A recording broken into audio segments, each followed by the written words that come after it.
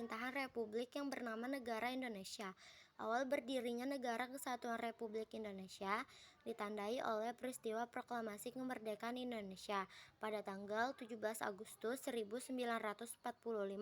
Proklamasi juga menjadi latar belakang dari kemerdekaan Indonesia. Untuk dapat terbentuk menjadi negara maupun pemerintahan, tidak terjadi begitu saja. Sudah terjadi proses panjang yang harus dilalui, yaitu pada tanggal 29 April 1945 berdirinya BPUPKI atau Badan Penyelidik Usaha-Usaha Persiapan Kemerdekaan Indonesia oleh Jepang dengan anggota 63 orang. Pada tanggal 6 Agustus, meledaknya bom atom di Jepang. Pada tanggal 7, BPUPKI berganti menjadi PPKI atau Panitia Persiapan Kemerdekaan Indonesia. Pada tanggal 9 Agustus, bom atom kembali jatuh di Nagasaki yang menyebabkan Jepang menyerah pada Amerika Serikat. Momen inilah yang dimanfaatkan bangsa Indonesia untuk segera memproklamasikan kemerdekaan. Pada tanggal 10 Agustus, Sultan Syahrir mengetahui berita menyerahnya Jepang pada sekutu melalui radio yang menyebabkan pejuang Indonesia semakin mempersiapkan kemerdekaan. Ketika Soekarno kembali dari Dalat, Syahrir mendesak supaya kemerdekaan segera dilakukan. Pada tanggal 15 Agustus 1945, Jepang sudah benar-benar menyerah pada sekutu. Pada tanggal 16 Agustus 1945, pada dini hari, golongan muda membawa Soekarno-Hatta ke Solok supaya tidak dipengaruhi Jepang. Ahmad Subarjo dan Winaka di Jakarta sudah setuju untuk memproklamasikan kemerdekaan. Maka dari itu, Yusuf Kunto diutus untuk menjemput Soekarno dan Hatta untuk kembali ke Jakarta. Soekarno dan Hatta dibawa ke rumah Nishimura sebelum dibawa kembali ke rumah Laksamana Meda dalam rangka menyusun konsep kemerdekaan. Teks proklamasi disusun pada dini hari dan diketik oleh Sayuti Malik.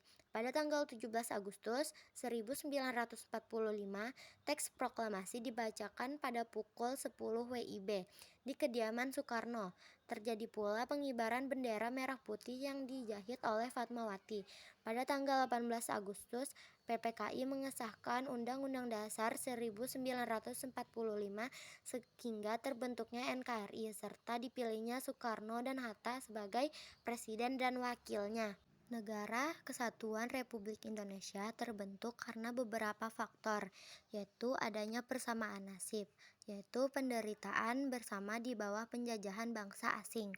Berikut adalah beberapa tokoh yang terlibat dalam pembentukan adanya keinginan bersama untuk merdeka dan melepaskan diri dari belenggu penjajahan. Yang ketiga, Sahrul Saleh, yang keempat Yusuf Kunto, yang kelima Sudiro, yang keenam Winaka, dan yang terakhir Burhanuddin Muhammad Diyah atau BM Diyah.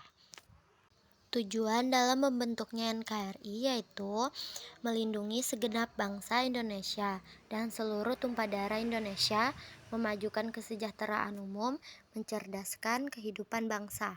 Nilai-nilai yang merupakan jiwa lahirnya NKRI yaitu nilai-nilai persatuan dan kesatuan, merupakan jiwa lahirnya NKRI karena menyadari tentang keragaman bangsa Indonesia. Nilai-nilai persatuan dan kesatuan dalam kehidupan bangsa Indonesia secara jelas dapat dipahami dari dasar negara Pancasila dan Konstitusi Negara Undang-Undang Dasar 1945. Selanjutnya, makna Negara Kesatuan Republik Indonesia adalah suatu bentuk negara yang terdiri atas wilayah yang luas dan terbesar dengan bermacam adat, suku, keyakinan, serta budaya yang memiliki tujuan dasar bangsa yang merdeka, bersatu, berdaulat, adil, dan makmur.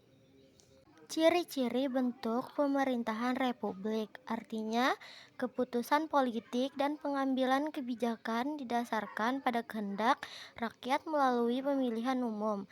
Rakyat memiliki hak dan kewajiban dalam menentukan pemimpin negara dan mengawasi jalannya pemerintahan.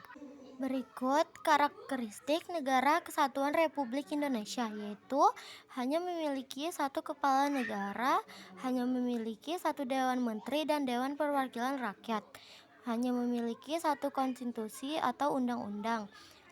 Kedaulatan dalam dan luar negeri ditangani oleh pemerintahan pusat.